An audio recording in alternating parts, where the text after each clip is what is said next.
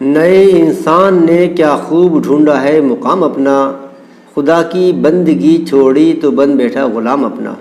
السلام علیکم ورحمۃ اللہ وبرکاتہ۔ ناظرین، آج جو ہم قصہ لے کر آئے ہیں، آج جو ہم خلاصہ کرنے والے ہیں، وہ یقین مانو بہت ہی عجیب و غریب خلاصہ ہے، بہت ہی حیرت انگیز خلاصہ ہے۔ آپ یقین مانو دنگ رہ جائیں گے آپ یہ قصہ سننے کے بعد۔ قصہ شروع کریں گے۔ ایک بزرگ، بہت ہی نامی گرامی اپنے وقت کے بزرگ گزرے ہیں، بہت ہی نیک بزرگ۔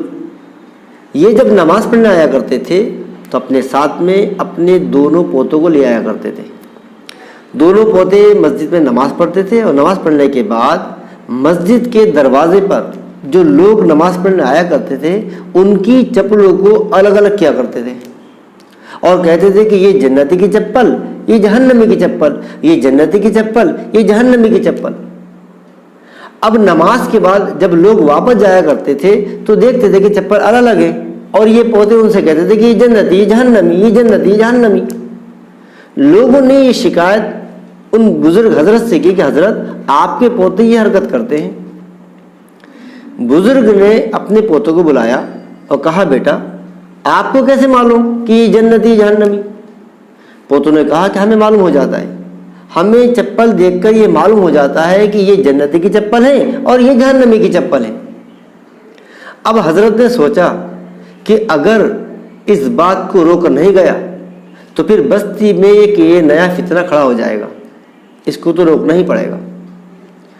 حضرت نے کہا کہ اس بستی میں کسی غیر مسلم کا، یہودی کا، نصرانی کا مکان ہے؟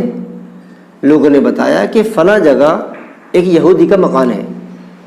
حضرت نے کہا کہ اس یہودی کے گھر کا پانی لے کر آؤ۔ لوگ گئے، اور جانے کے بعد اس یہودی کے گھر سے پانی لایا گیا۔ وہ پانی ان دونوں پوتوں کو پلایا۔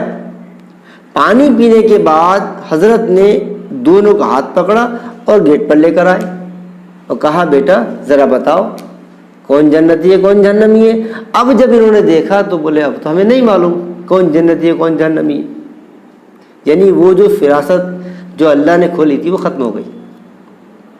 تو ناظرین، ایک یہودی کے گھر کا پانی پینے کے بعد جو فراست کی نگاہ اللہ نے کھولی تھی وہ بند ہو گئی۔